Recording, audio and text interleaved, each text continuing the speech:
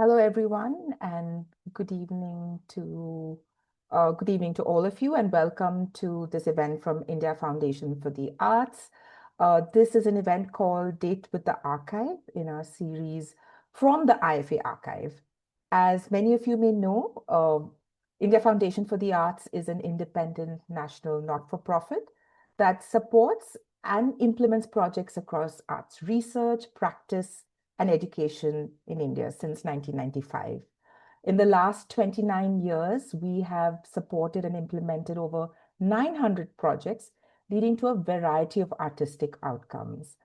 And these outcomes, such as books, films, performances, games, photographs, and a variety of archival material, are out there in the public domain for people to access and is also housed at the IFA archive. In 2025, we embarked on this dream of building the archive that would house all the outcomes of our projects so that they could be accessible to researchers, artists, scholars, students, and the general public. The IFA archive is housed in the third floor of our office space in Bangalore and is open both as for you to access physically and also online as a digital space. We're very grateful to the SP Lohia Foundation who have supported the creation of the IFA archive from the beginning. Along with the activities of making this material public and available, we also host conversations and discussions around concerns of archiving and the use of archives and resources in artistic practice. And the Date for the Archive is such a series where we bring together artists, scholars, writers, curators who have journeyed with archives through their practice and their creative explorations. And today we are delighted to have a very special guest, Urvashi Butalia, as part of the series. Before I introduce Urvashi and hand over the stage to her, just a few house rules. Please use the comment box in Zoom here to leave your comments, leave your reflections. We will take questions after her presentation, so you can put the questions in the Q&A box. This event is streaming live on Facebook, so if you're watching on Facebook, leave your comments in the comment section and we'll bring them to Zoom here. It gives me great pleasure to welcome Urvashi Butalia for this talk, the Feminist in the Archive. Urvashi Butalia is a feminist publisher, writer, co-founder of India's first feminist publishing house, Kali for Women. She now heads Zubaan, set up when Kali shut down in 2003. She has many decades of involvement in the women's movement in India and writes and publishes widely on issues related to women and gender. Among her best-known publications is the award-winning oral history of Partition, Partition, the Other Side of Silent Voices from the Partition of India. We're very much looking forward to your sharing today, Urvashi. She's going to reflect on the multiple ways in which she has engaged with the archives, its absences, as a researcher, activist, publisher, teacher, and writer, and her search for the feminist archive. So welcome, Urvashi, and over to you. Thank you so much, Menaka, and thank you, IFA, for inviting me to speak here. So archives have been very much on my mind for the last several years, and I'm really delighted to have a chance to talk and discuss in this forum. I hope we'll have a lot of Q&A. A lot of the time I find myself trawling through archives, and each time I'm searching through an archive, I come up with more questions than answers. And one question that simply does not go away is, where are the women in the archives? In today's talk, this is the question I'd like to address, and I'll come at it from two different standpoints. That of a feminist seeking the histories of women in archives, and that of a feminist archivist seeking to create a feminist archive. But before I do that, I want to give a shout out to the IFA archive that Menaka just mentioned, which holds information both digitally and physically about all the projects that IFA has supported over the past several years. And even a casual kind of looking through this archive, yields really, really amazing and really interesting information about the ways in which artistically people are thinking creatively, experimenting with new forms which combine art, writing, photography, drama, music, so much, so many different things. And most of the people you find there, not all, but most of them are young and trying out new things. And it's so great to not find the same old, same old. So do take a moment to look at this archive. If you're interested in archives, it's a great way to put together the work this organization has been doing. So let me begin by saying that for the last several years, there's been a lot of discussion among feminist groups in India on the question of archives. There are many reasons for this. One of them is that women of my generation, those of us who are in our 70s, who came to feminism in the mid 70s, are aging, and many of us are dying. With each departure, I know should not be starting with something so grim, but it is true. And with each departure, those of us who are left behind despair at how much of the history of the women's movement was in the heads and hearts of those who have gone. And we ask ourselves, why did we not record those histories? Why did we not preserve them? Sometimes it's possible to manage to get some papers and documents, but mostly these are not easily findable. And this realization of the losses that are happening through the departure of people is not only linked to individual lives, it's a kind of collective anxiety at the loss of our histories, at the fact that the new generation of feminists have no way to trace the history they come from. For example, one of the things feminists have done, and which to my mind is a really, really rich contribution, is to create institutions in which they are trying to bring feminist principles, feminist values, feminist knowledge in the structure, in the organizing. But we have no archive, no repository of this rich knowledge because we as feminists have never been good at documenting. We've always had this assumption that somehow we need to get out there and act. We need to do something to address the urgent problems we are facing, and that writing about them, documenting them, preserving that knowledge somehow is a secondary occupation. And we are realizing now, as we are aging, how wrong we were in this assumption. So this is why people like me who want to trace these histories, we find ourselves coming up against a blank wall. There's nothing like a collective archive of the women's movement in our country. And yet there is so much that needs to be preserved. For example, there are newsletters, there are magazines, there are newspapers, there are political pamphlets in virtually every language that are just getting lost because of neglect or because the people don't know what to do with them. I was just looking around and I've been talking with various friends in the feminist movement. And we talk about, for example, there is an organization in Pune called Alochana who brought out a Marathi magazine on women called Baija. And now that Alochana is closing down, the question is, what do we do with all the back issues of that magazine? Where do we house them? How do we preserve this knowledge? There used to be in Delhi a newspaper type of thing called How, which came out in English and Hindi, and which documented so many of the questions we were discussing in the women's movement in the 80s. It's completely disappeared. Nobody knows how to get hold of copies in sequence. And similarly, there are many, many others. So this is why some years ago, I think it may have been maybe about 8 years ago, I can't remember the exact date, about 20 or 22 women's groups from across the country came together to talk about this and see if we could find ways to archive at least what we had with us in our organizations. Those discussions are still ongoing, but they're sporadic.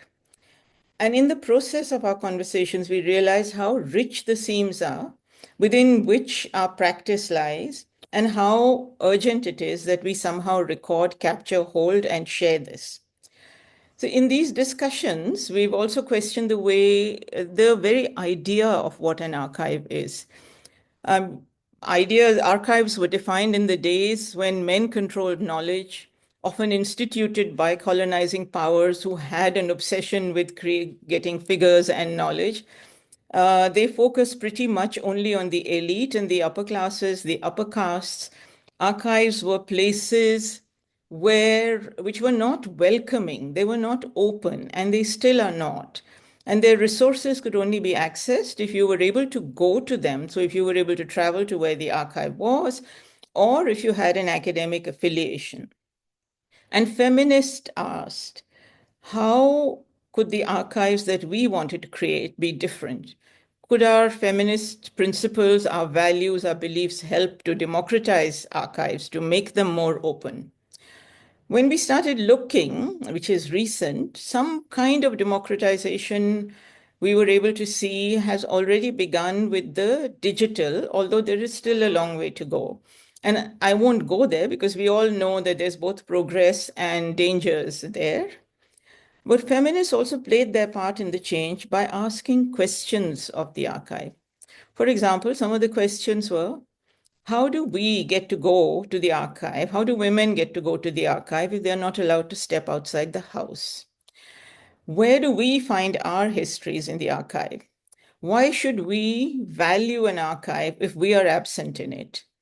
So these questions, I think, have helped to at least transform the conversations about archives, even if they have not directly impacted archives themselves as yet. Similarly, I think another set of questions raised by indigenous people who are documenting and collecting indigenous knowledge, for example, in the Northeast about food cultures and about folk stories and so on, are also, by creating their own archives, are also kind of democratizing the idea. So this process is still ongoing, and there are an increasing number of questions about what exactly an archive is, who owns it, who can use it, how can it be inclusive, how can it be accessible, and so on. So in what I am going to say now, I'll try to address some of these questions through my own experience as a user of archives and as an archivist. So let me start with my role as a teacher. There's no particular reason why I'm choosing to start with that, but it's just that I've just finished teaching my course, so it's the most recent thing in my mind. And I thought, okay, let me just start with that. So for the past about 10 years, I've been teaching a course at Ashoka University and a couple of other universities in India. My course is about the histories of women and feminism in India. One of the fundamental questions I address in this course is, how do you trace the histories of women when there is no material at all about them? How, in other words, do you trace something that is basically an absence? It's really hard for me to find material even about our most recent histories. For the men, when you're tracing men's histories, there are often papers, letters, documents. But for women, what do we find? This absence of material is then taken to signal the absence of women, like it equals the absence of women. That if nothing exists about women in the archive, that means that women could not have been very productive, or whatever they contributed could not have been very significant.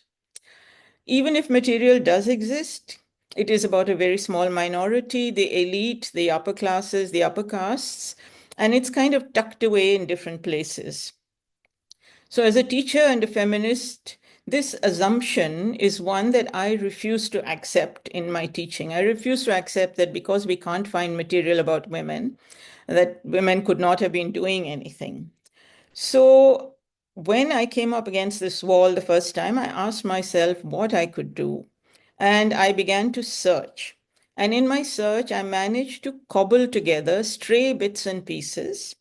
Some of the things I found, like a collection of poems written by Buddhist nuns dating back to the 6th century, the Therigatha, a political essay written by a young Dalit girl in the 19th century questioning Brahminical patriarchy, a fanek worn by a young Naga woman who was sexually assaulted and killed by the army years ago in Manipur, and in whose memory her sisters wear the same garment every year on her death anniversary, a Google Doodle about one of India's first women doctors, and so on. And from these fragments, I tried to stitch together something resembling a history of women that could at least help us to connect dots.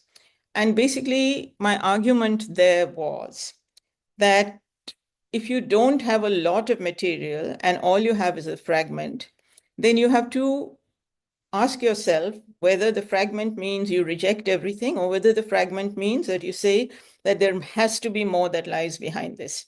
And therefore you try to connect. And I will just explain to you how I began to connect those things. Another example is years ago when we began publishing, we were publishing a book on the history of the women's movement, and we wanted this book to be an illustrated one, or illustrated meaning largely with photographs.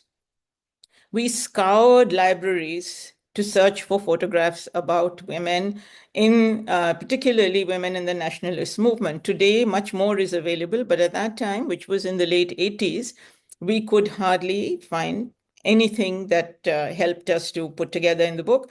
But we did find some stuff, but it took a very long time.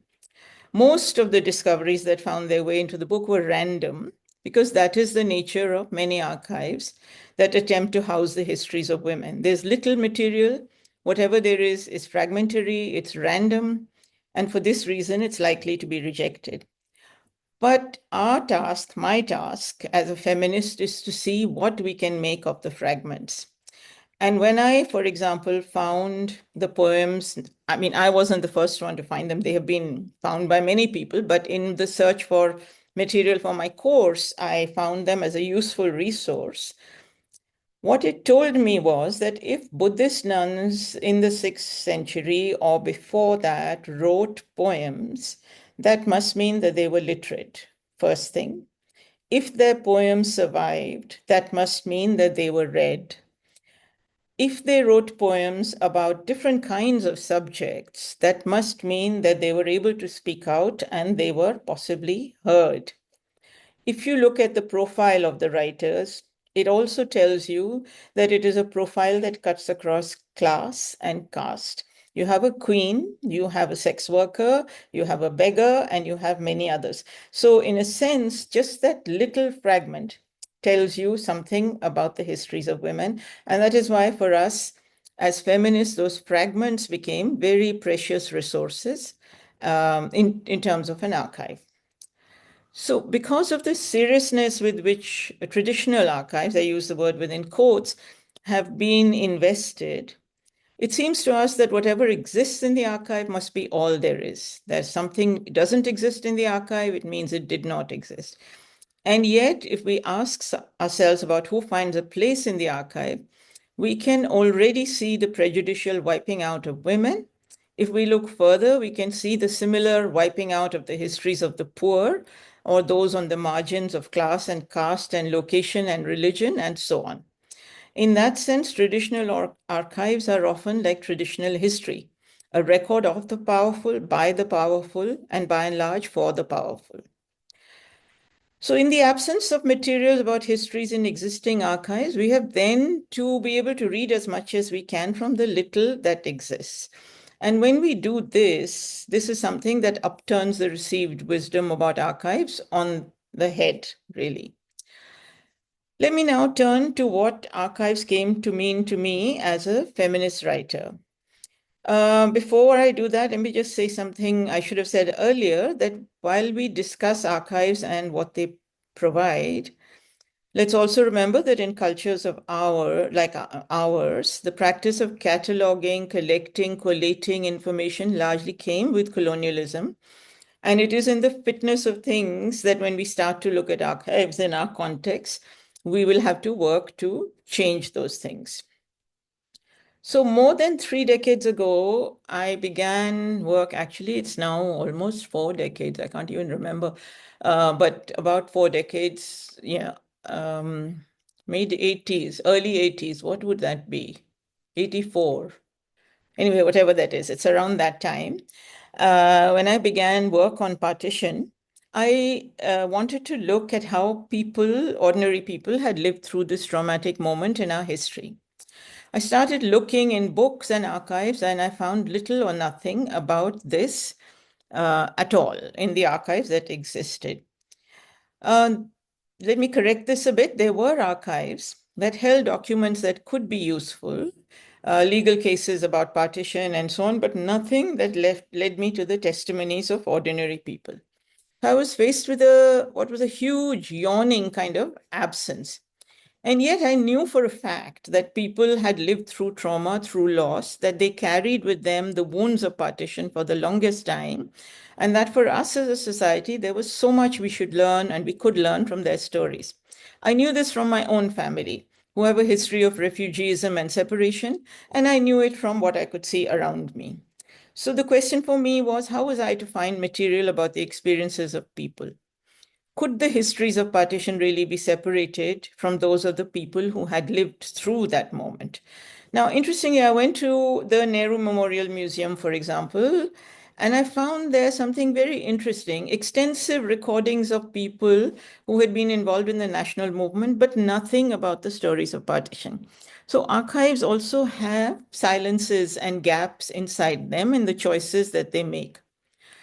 So at first, I wasn't sure why this was there. But as I began to understand better, I realized that clearly some histories can make it into the archive and others not. And in this case, it was perhaps because the histories of partition described a moment of despair and violence, and the histories of nationalism described a moment of celebration and euphoria. And we wanted to remember that and not the terrible parts of it. So the absence of such an archive meant there was nothing I could find on the kind of material that I was looking for. I then turned to interviewing people, listening to people, and as I began to record their testimonies, I began to realize how much could be learned from people's stories to understand how valuable an archive memory can be. And through the stories, I was able to make many connections, which, straightforward history, traditional history does not necessarily allow you to make. Many connections. I was able to find resonances. I was able to see how memory worked in people's lives. I was able to understand what was preserved and what was forgotten, and so much more. To me, as a feminist, this was really, really exciting. But even here, it was much, much more difficult to access the voices of women, and especially those women who do not come from privilege, than it was to access the stories of men. And, for the longest time as a researcher, this defeated me until I started to read some material and I began to understand from a phrase that was used in an article that I read that when you listen to women, you have to learn to listen in stereo, meaning that you have to learn to listen to the silences, to what they say, what remains unspeakable, what they can't say, and to the silences of their language in order to understand their experience. And of course, for a researcher and for writing, this presents a real question. How do you actually then write about those silences, and how create an archive of that, which is a question that isn't easily answered. But what my experience with doing research on partition opened up for me was the importance of oral testimony, oral narrative, oral history, is as a legitimate methodological tool in history and as something that could in itself create an amazing archive which could be accessed to understand moments in our history, which could be accessed to understand contemporary issues, and which was really rich in wisdom and learning. And the interesting thing is actually that this opening up of oral history and people's testimonies as a legitimate tool of inquiry and also as the making of an archive is something that has largely been done by feminists who have paid attention to voices and who have paid attention to women's voices that traditionally remain unheard. So I think that credit has to go to feminists. With looking at oral history or oral testimony as an archive also came a range of questions, quite legitimate questions. And these were as follows. Could we actually trust memory? Was it not always changing, always expedient, always unreliable? What if people change their stories? Should not oral testimonies be matched against facts? There were also questions of ethics. If someone trusts you with their story, the making public of that may harm that person. What should you do? And this is a question that all archives have to deal with. How much do you reveal? How much do you preserve? How much do you hide? For how long do you hide it? And it becomes a particularly important question in this case. And should archives that deal with such traumatic histories be totally open, or should they be partial, and so on and so forth? And I always talk about this, and if there's anyone listening who has heard me before talking about partition, you may have heard me say the same thing, so please forgive me for that. But in this course of my research, I came across an amazing archive in the form of a book in a secondhand store, which was not a published book as in published and put in the market. It was a government document, bound and printed and bound, and it is a record of 22,000 names of women and children who were abducted and possibly raped during partition. And it gives the entire sort of set of details about the woman, her name, her age, etc., etc. It is really speaking an amazing archive. And the question for me as a researcher and as a feminist researcher was, after I had gotten over the excitement of looking at that and thinking, wow, this is amazing, was actually, can I use this? And is it right for me to use this? Because many of the women who were thus abducted had not told their families what had happened to them. And this would open up that whole area. And it was simply wrong, I felt, to do that to women who had expected that his history would be silenced. So it's not an easy decision, and I'm still not comfortable with it, but something about the heavy responsibility that rests on if you have materials in the archives that could be difficult for people to take. And I'll come back to this a little later when I talk about Zubaan. So in many ways, these questions were, these were feminist questions. And they resonated with so much of what we had been talking about in the feminist movement. And in that sense, I was really grateful to be able to bring the lessons of the feminist movement on into this search for archival materials and the questions they raised. I want to mention another book that I worked on years later, which raised a different set of questions. And this is the life of a Hijra friend of mine, Mona Ahmed. When I was writing Mona's life, and life writing often relies on archives, so that's why I bring it here, a different set of issues came up in relation to the archive. Mona was a Hijra, and for the most part, she was poor. She lived on the margins of society. What kind of archive, I asked myself as a writer, could I draw on to write the life of someone who was so marginal, who was poor? In the lives of the rich or those who come from privilege, for those seeking to write about such lives, there's often a wealth of material. There are letters, documents, recordings, objects, friends, acquaintances, business records, and so on and so on. With the poor, there's nothing. Nothing at all.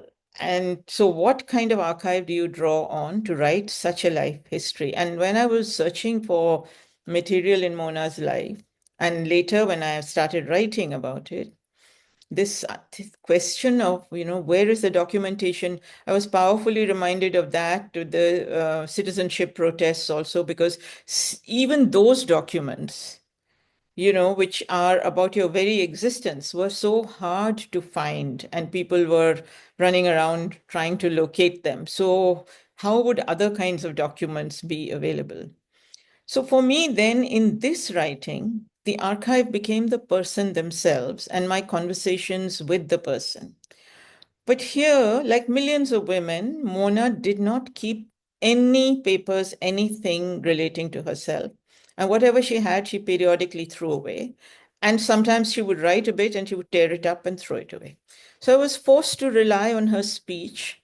And this too, she changed often. So the question for me was, what does a writer do when the archive that the writer is relying on is itself elusive, it's changeable, sometimes it's shifting? This is a question to which I haven't found an answer. Life writing is supposed to be to bring to light, within quotes, the truth of a life. But that truth itself is supposed to be based on some kind of, again, evidence, again in quotation marks. But when the evidence itself is shifting, what do you do with your truth? I think these are questions that relate to the nature of knowledge and of archiving. So, having talked about the two books and my teaching, so my work as a teacher and my work as a writer, I'll turn now to the second part of what I want to say, my work as an archivist working in an organization, Zubaan, where we are actively building archives about the women's movement. And I want here to trace a little bit of the history and to mention some of the questions. So, as an organization, we fell into archiving almost accidentally. It was just the result of a random conversation about the importance of posters in the women's movement and how the posters created by the movement of the 70s, 80s, 90s actually provide us a visual mapping, visual history of the women's movement. And we decided, why don't we try to collect these posters and why don't we try to create a feminist archive which maps the visual history of the movement? We found a sympathetic and willing funder. It started with a woman who is today herself working a lot on art and posters and so on. And it was that interest of hers, a woman called Sumati Ramaswamy, who was then working with the Ford Foundation. And Sumati said to us, well, why don't you think of collecting? We had this ambition to collect posters from feminists across the world. And then Sumati said, narrow it down to India. And we decided to do that. And of course, narrowing it down is a strange phrase for a country this size. But anyway, we started to collect posters. Now, what did we do? What did we use as our base information? We used to publish a diary in Kali, the predecessor of Zubaan, which carried a list of women's organizations across India. It had some 200, 250 organizations, their addresses, a description of what they did. We reached out to all of them and we said, this is what we're doing. And would you like to contribute some posters? And we will put these on the website and we will make them accessible and available for everyone. We wanted this project to be totally on feminist principles. We wanted it to be collective. We wanted it to be transparent. We wanted to share the money we had. We wanted to leave it open for doubt. We wanted to share the ideas. People could drop out if they wanted to, etc., etc. And so over a 3-year period, we collected posters, collated them, separated them by theme, got all the information that people had. We drew up agreements with them, etc. Now, it was very interesting because when you're talking about the importance of archiving, I think it resonates with a lot of people. But when you're trying to collect material, people are often reluctant to let the material go because they don't know what will happen to it. They don't know how it'll be held. They don't know how it'll be shared. And sometimes they're just possessive. We're all possessive about stuff we own and we don't want to let it go sometimes. So the same groups with whom we were working would often say, no, no, no, we don't want to part with it. And originally we had thought of keeping the original posters with us. Then we thought we can't do this because if feminist groups have an anxiety about not letting the originals disappear, then maybe we need to address that. And so we went back to them and said, okay, whatever you want us to keep, we'll keep, but you give us the original so that we can scan. And after that, you can, if you want to take it back, you can take it back. So quite a few took it back and quite a few didn't. Now, how were we to create this archive and how were we to share it? The creation wasn't difficult. What we did was we looked at all the posters. So we managed to work collectively with 162 groups. we managed to collect posters, which are about 1,400 or 1,500 posters. And we scanned all of them, and about 1,000 of them are up on our website. The agreements we made with all the groups that we worked with were that all the posters would be up on the website for totally free access to anybody who wished to use them for anything. But we hoped that whoever used them would acknowledge the posters. And that if there was anyone who wished to use them for commercial purposes, anybody who wished to use them for not-for-profit purposes, and if anyone wanted to use them for commercial purposes, then we would charge them. And any, whatever cost or whatever money we earn would be shared 50-50 with the group that owned the poster. Of course, sometimes the ownership of the poster itself was an issue. This also happens when you're creating posters. And sometimes the copyright was a big issue, because often you'd find one feminist group had taken an image from another feminist group, and because we were all working within the feminist framework, we didn't feel the need to ask, and so on. And what you got in the poster was a slogan from somewhere else, a picture from somewhere else, something else from somewhere else, all put together. And therefore, who actually owned it, what the provenance was, all of these were questions that came up. We also created, of course, we did everything that you do on a website. We created metadata, but we had problems with the lack of information. And it's not the perfect thing. But nevertheless, there is a website up there which has over the years been used more than we actually thought that it would be used. And that's been great for us. And sometimes, for example, we found to our delight and disgust that a lot of posters had been put in an NCERT textbook. So they were obviously going out widely to schools, but nobody had asked us for permission or paid us anything or paid us a royalty or anything like that. But that kind of happens. Then what happened was, so this is I'm explaining this to you, and I will take another about 10 minutes to finish, and then we can talk.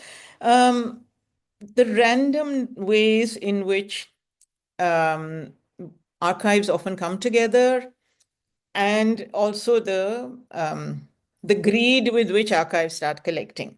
I put that in quotes again. We had some money left over at the end of the project. We went back to the funder and said, we have this left over, what do we do with it? And the funder said, do you have any ideas what you'd like to do with it? And we said, yeah, we have ideas. And we had two ideas. One was that we wanted to, so most of these posters were made by women's groups across urban and rural India, and some were very well designed and some were simply on chart paper. But you could see the different aesthetic in those posters across the region, and you could see the cultural differences and so on and so forth. And in the process of collecting them, we came across some rural women's groups, craft groups, who were experimenting and doing things like embroideries, who were doing things like applique work, who were doing things like scrolls, on which they were putting in feminist messages or messages that they had learned in women's workshops. So, for example, there was a big hanging from Bihar, which was made during HIV/AIDS time, and which was all about the importance of using condoms.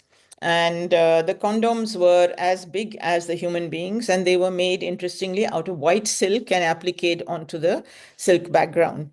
So we found some wonderful material like this.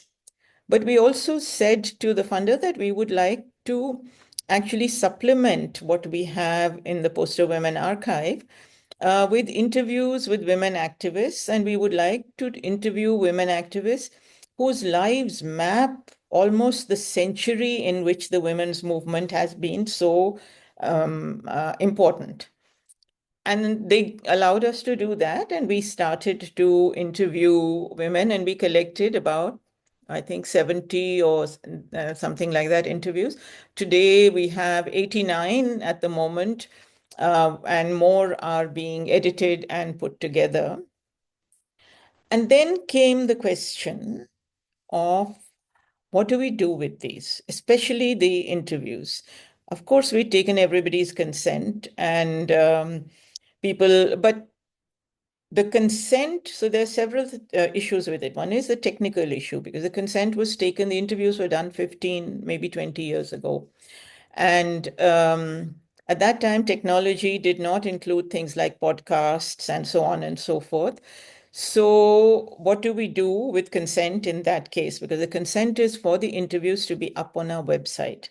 Now, if we're going to make use of them in multiple ways, then what do we do? Then there was, and several of the people from whom we took consent have passed away. So who do we go back to find out what we should do? Then when we started to edit and clean up the interviews to put them up on our website, the issues came up about the content, which at the time that the interview was recorded was okay for people to say, and now may not be so okay, maybe could be a question of security, could be a question of safety, could be a question of political difference, and so on and so forth. So again, we had to ask ourselves this question, the ethical question: to whom do we owe responsibility? Is it to the women who trusted us with their stories? Or is it to some abstract notion of truth that we must put everything out there regardless? And we have no answer to that. We are still kind of struggling with that and trying to see, trying to reach out to our advisors and trying to figure out what is the best way. Because if we decide in our wisdom to, let's say, edit and redact bits that we think might be difficult or compromising today, who are we to take that decision on behalf of the women? And yet we are custodians of their material. And as custodians, we do have a responsibility to them. And so we have not yet reached a satisfactory conclusion. But I think because we want this material, this archive, to be a feminist archive, I think that we will somewhere have to reflect this debate in the archive, and possibly we will have to talk to the larger feminist movement and initiate some discussions on this kind of thing. So there was that question that came up, and there were a whole lot of other questions to do with access. We wanted our website to be accessible. At the time that we did these interviews, all we did was that on our website, we put excerpts from some interviews and short clips of some of them. We didn't put the entire interview up there. But now we are planning to do that. So what do we do with that? We put the entire interview up there, but then how do we regulate its use? Should we regulate its use? What happens? Now, these are questions that all archivists deal with. How does it make them feminist? Is that we are we basically are sure that what we want to do is something that reflects the history of the women's movement, but we want to do right by the women who have trusted us with their material. And therefore, we do everything in our power to go back to them or to their families, even if it means delaying the release of the archive. But we are actually now getting close to putting up at least those recordings which don't create this kind of issue. And with the others, we will still be trying to reach out to the families and grappling with these issues. And finally, we have this question of how do we make our archive accessible? And, many of us within the feminist movement, we have over the years learned many things. That is, people, I mean, when people talk about the feminist movement and say, oh, you don't do this or you don't do that, my answer to that always is we didn't come into this ready, prepared, packaged, and everything known and everything learned. But over the years, we are learning, we are open, and we are learning about things. One of the things that we need to learn is um, access. What is the meaning of access? Access doesn't only mean that you have a digital archive and people who have digital access can access it. We can tell ourselves that most people now have cell phones and they can reach out, or most women can reach out. This is not true. We can tell ourselves that, but it's not really true. So, one is that question, that how do we take the archive, which may exist in digital form on our website, to the women that we want to reach? That is one question that we are grappling with. And our thinking on that is that archives can't just exist in a place. They have to interact, they have to move, they have to be live. And we have to find ways of connecting with women's groups across India. So there are different aspects of the information we have. For example, if we have 6 interviews from Maharashtra, let's connect with women's groups from Maharashtra. Let's have the women sit in their organizations' offices. Let us connect with them on the net and let's listen to the interviews and let's talk. So it's an archive that is living archive, which goes out to people and where people can connect with it and also give feedback that we can feed in. Similarly, how do we make our archive accessible to people with disabilities? So we have to then build that into our archive. And that is another question that we have to think about, on which we are now trying to take advice from different people. And let me see. Yeah. One other question that I think has been there, and this is a question that a lot of us discussed when we had these meetings on women's archives. That is, many of our organizations, many of the institutions we've set up as women's institutions, often have a very limited life. Often they are fragile. We like to think they last forever, but they don't last forever. So tomorrow, if Zubaan is to close down tomorrow, if we run out of funds or if something, whatever, anything can lead to closure, what happens to our archive? Whose responsibility is it? Very likely, if the organization shuts down, the archive will also disappear, and what a loss that would be. So we have been talking collectively about a feminist principle of collective ownership of archives. That is, that you house your material in more than one place. So if we have an archive, we house it with 10 different feminist organizations, maybe a few universities, but we talk about how it can be used, we house it there, and similarly, people house their archive with us. And this involves issues of deep trust, deep confidence, and belief that this is the feminist thing to do.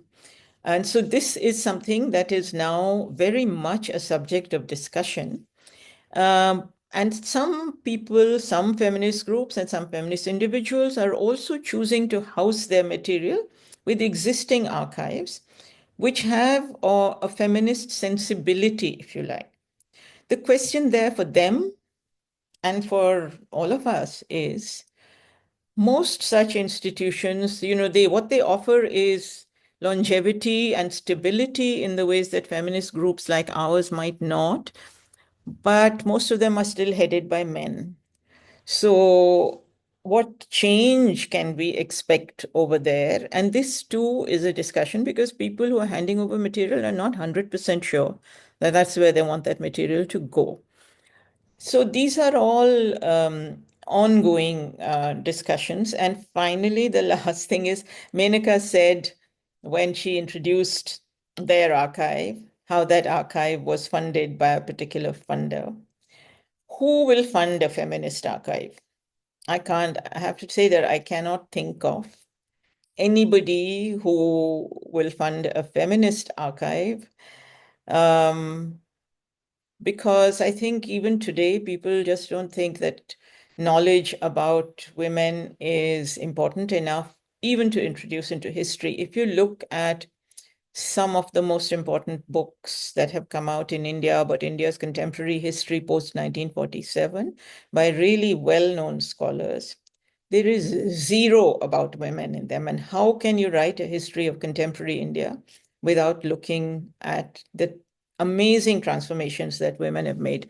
So that question, I think, also leaves a question. And in the books that we have published are another archive. We are already thinking of what to do with those in the event that we have to shut down. And one of the ideas that we are thinking of is to digitize the hundreds of books that Zubaan has published.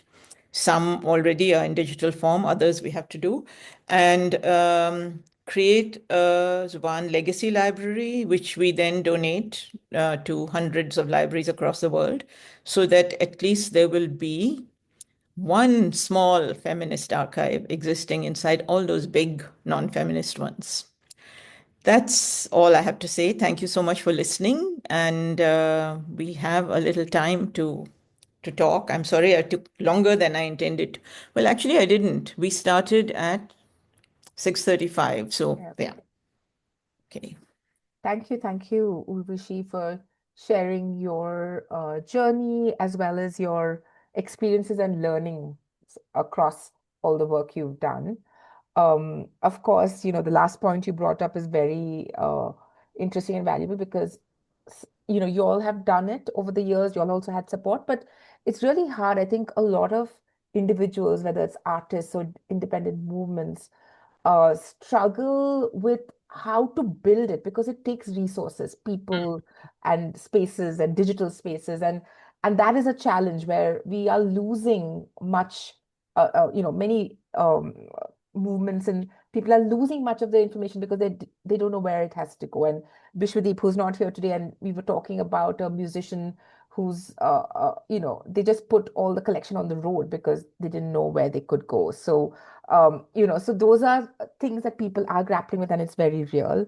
I love the idea of the collective archive. I think there's so much value in sharing resources and um, having material accessible across it. So thank you for sharing that and also giving us a lot of thought on the responsibilities of institutions, but also of all of us, archives when we are working with material and whose stories, what are we archiving? And of course, with IFA, there's already a certain lens because we are an institutional archive. But those are very interesting questions that you've brought up. I can see a lot of questions in the Q&A, so I will take some of that and then I will ask you a few as well. Um, Okay. so there's a question from Amit Madesia. He's saying Hmm. you spoke about fragments and absences in assembling archives of women. Some feminist scholars, Sadia Hartman among them, use fiction to fill those gaps. How do you understand the act of fictionalizing within an archive? Hmm. A very interesting thing. I think the thing is that increasingly we are talking about how close fiction is and fictionalizing of actual events lie to history. So history and fiction actually are like almost bedfellows. I think that fiction can form an interesting part of an archive as long as we know that it is fiction and we use it. Say fiction written, let's say if you had an archive on social histories of India from the 30s and you had the fiction of Premchand in it, let's say. You could actually glean a lot of understanding from Premchand's novels and stories about India and what was happening socially in rural India and about caste and so on and so forth. But you could not necessarily use that as the, within quotes, truth of the archive, because if you're using it for academic purposes, you will always be asked to provide hard evidence. So I think that it can form an interesting resource as long as you know what it is and as long as you acknowledge what it is.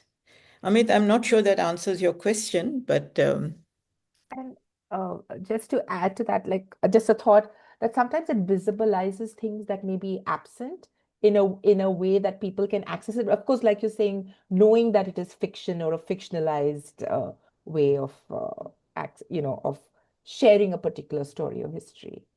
I mean, that's what oral history does, Yeah, right? When yeah, you're talking to people and they yeah. tell you about things that, I mean, the arid terrain of history sadly will not talk Mm, about that. But to get a sense of a moment, to get the feel of it, to get the emotionality of it, that comes from people's description and that mm, comes from fiction. And yeah, those are important parts of understanding. So, yeah, true. True. There are a lot of questions, so I'm going to, and I know we have limited time, so I'm going to take them. Gauri Yadav was saying that, I'm a young queer archivist and writer working at a queer archive. I have found in all these months the absolute difficulty of archiving queer lives, as people don't want to be outed, don't want their personal lives out there. Some people, when they find that their material, photo, ephemera, etc., is with an archive, they want it back. How does one work towards archiving when it feels so, as you said, greedy or extractivist? Is it unethical to want to build these archives while also facing the great absence and paucity of visual and historical material from some communities? yeah, I don't think it's unethical to want to build these archives. I think it's really important to want to build them. But I think that the awareness that it's going to be really difficult to collect the material that you want to populate the archive, that is something that we have to live with. And I can understand that queer histories and people will not want to be outed, and it's making them really vulnerable in some senses to have their histories out there. I think one of the practices that can be done and people do is to hold that information privately and not share it until the person is ready for it, so that you at least have that in the archive. And then when the person might be ready or might be willing for it to be part shared, then that can be done.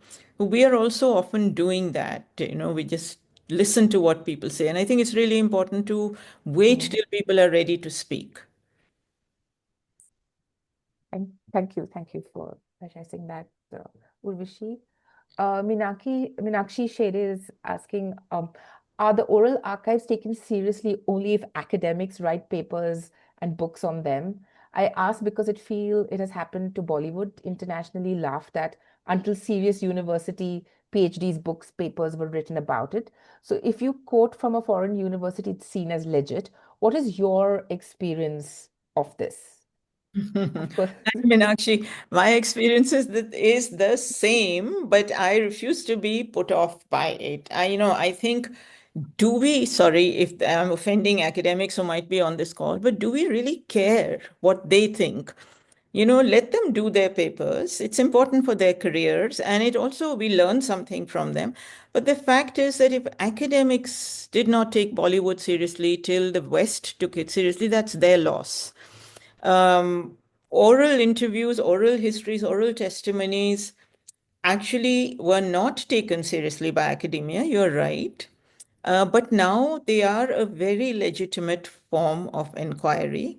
And it has taken the efforts of those who have not shied away from writing, uh, doing work based on oral interviews and oral histories, for academics to realize, hey, there's something here that we need to listen to. So I think it's that battle that you have to fight. Not take it as a given that because academics think this, it's not right. Just fight that battle, and do it, and make sure that on everything you write, the resources that you cite are by and large globally southern and not foreign, and that also is another battle. True. True. And I think, yeah, like sharing it in different spaces, when actually, Urvashi saying, it's important to keep doing that. An anonymous attendee is sharing, my work right now is broadly focusing on increasing the specificity of the partition. Do you think any level of specificity is too much? And after a certain level, the extra layer of detail is not required, is harmful. We speak of the increase of information around us all the time. Does this apply to archiving too? There's two questions there. Yeah. Yeah. So my answer to your first question is no. I don't think that there is a level of specificity that is too much. Uh, but it also depends on the person, the writer, you who is representing that specificity to make what they can and what they want to of it. Because really speaking, what you want to do is get your message across and engage the reader who's reading your work.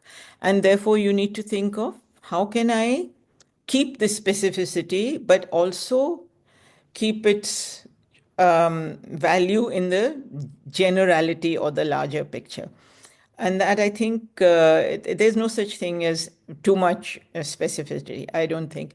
And your second question was Um, One second, I'll go back to that. Was about the increase of information around us, and does this apply to archiving too? I'm not entirely clear about that. I think yes, archives are getting more populated for sure with different kinds of material. And yes, that is an issue which I forgot to talk about, which is how do you deal with the different Mm. kinds of material? You have podcasts, you have papers, you have this. How do you actually put those together in some cohesive way? But yeah, I think there's an increase in material, and there's no harm in the material increasing. Thanks. Prema Vishwanath is, and many of the our viewers have also appreciated your idea of the solidarity of collective archives, and also the idea of the linkages between libraries, which he says is a wonderful idea, which leads to more democratization.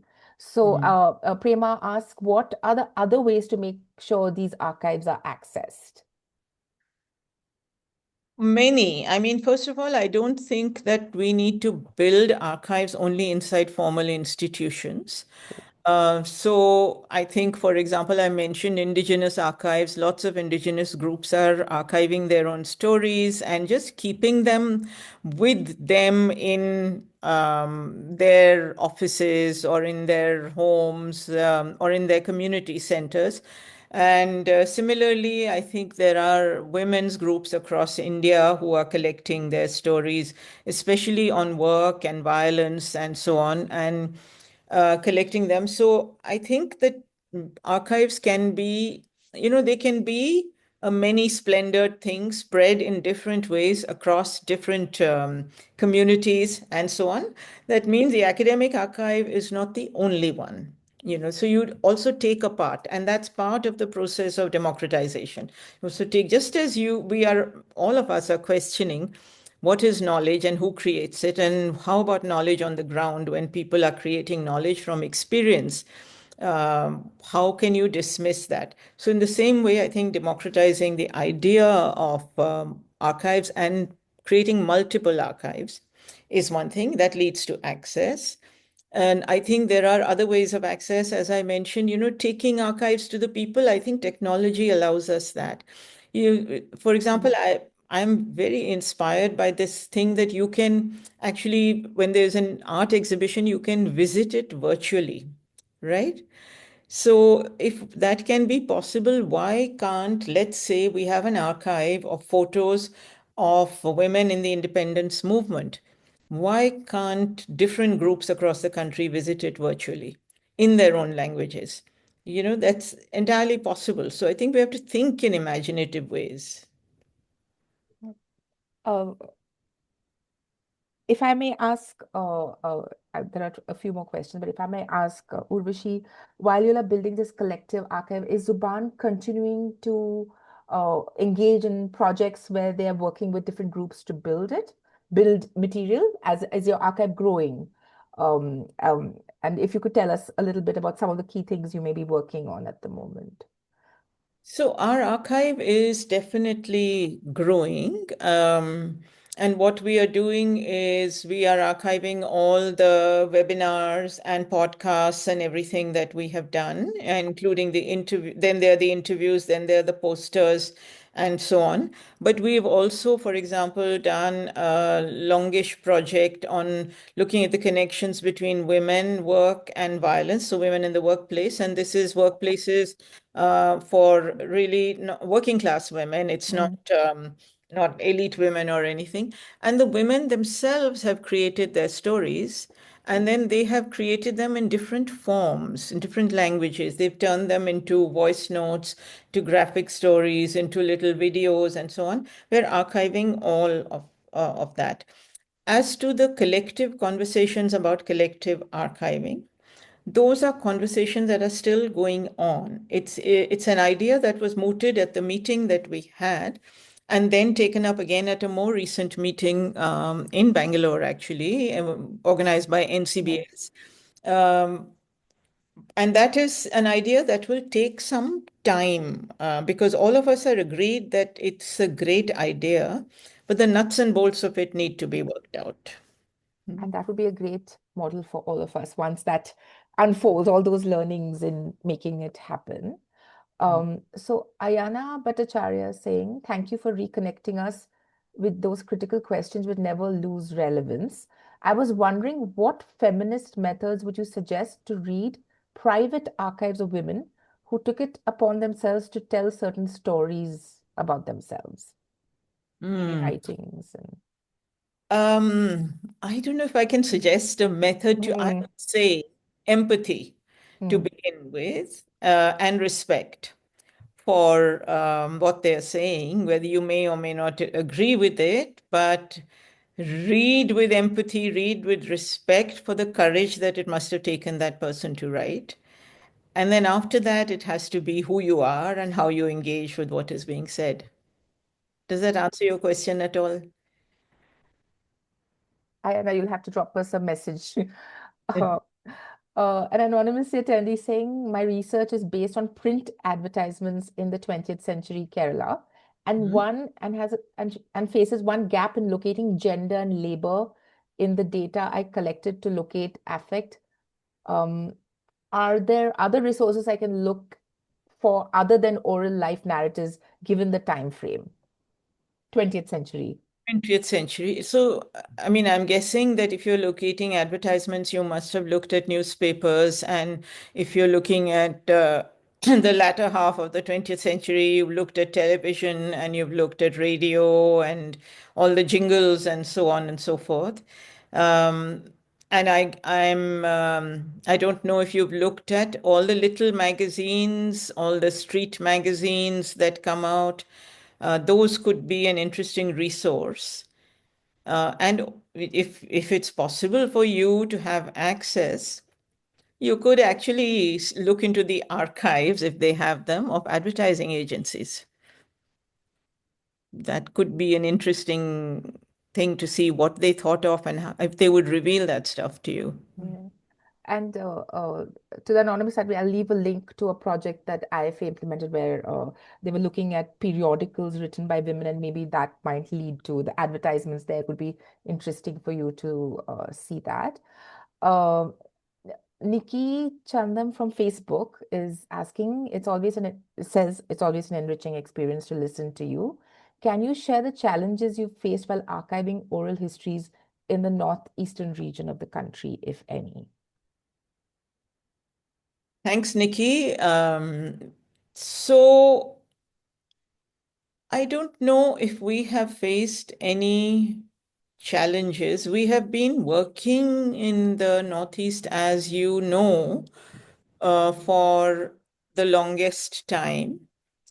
And when we decided to create an archive, which some of those interviews I think are already up on our media archive, of artists, writers, performers from the Northeastern states, um, one of the things we wanted to make sure of, and we are always aware of that, is that we are a Delhi-based organization.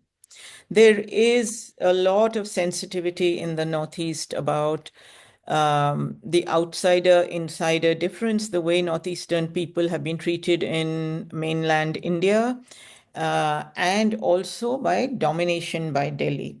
So we had to be very, very attentive to that, mindful of that. And we did that. Our principle, basically, when we are working in any region, is to work with local people in that region. And therefore, in all the interviews, I think all barring one interview were done by people from the Northeast. The one that wasn't was me. I interviewed Eastereen Keir, I think. Or no, I interviewed Parismita Singh. And that's because I insisted. My colleagues kept telling me, don't do it, but I just loved her work and just wanted to be greedy. But I think that we have to be attentive to that. But I don't think we faced many challenges. We basically had we've been fortunate to have a lot of trust and cooperation. Anonymous Attendee has responded saying thank you for your feedback to their earlier question. We have no more questions from the audience. But if I may, the last question to ask you, as feminist groups and young scholars and women working in the movement today, do you have any um, learnings, you've shared it through your talk, but learnings that they could keep in mind when they're building their archives and, through their institutional or collective histories, if you have any thoughts to share? See, I think one thing is that it's really important for us to build archives alongside our work. Mm, So not to put it off and not to be casual about it. All of us are. I mean, I also do this. Okay, I'll do that tomorrow, and I'll look at that interview tomorrow, etc. I think that that's wrong. Let's just pay attention to them, because nobody's going to create knowledge about us. We have mm. to do it ourselves, and we have to do it with commitment and passion. And I think the young have a lot of both. So I'm pretty confident that it'll happen. But just if you ask an oldie for some learning or advice, is just to do it. Let's do it. Uh, Thank you, Urvashi. And that's really important because often we feel the loss as well of, and then when we hear people talk and, the memory as opposed to what's there and how do we capture that. So, no, very, very valuable to do it alongside to have that happen. Uh, the audience has been leaving comments as well, thanking you for the session and for your sharing. So thank you, Urvashi. I joined them in thanking you for joining us today. I know you know how busy you are, but you've given us the time to come and share it with IFE and our audience as well. So thank you very much. Also, thank you to the audience who've been here with us through the session as well as on Facebook. Do follow IFA, do follow Zubaan as well on Instagram and their website. We had put the link. Do follow IFA as well. We do these events from time to time. The IFA archive actually has a podcast, so do listen in where we speak to grantees and artists about the life of their project on any of the streaming platforms that you are comfortable with. Do follow us on Facebook and Instagram. And we have an event coming up next week on December 10th, which is Poonam Jain, which is called Exclusions of Language by Poonam Jain. She's looking at typescripts, and it's going to be an interesting sharing. So do join us for that.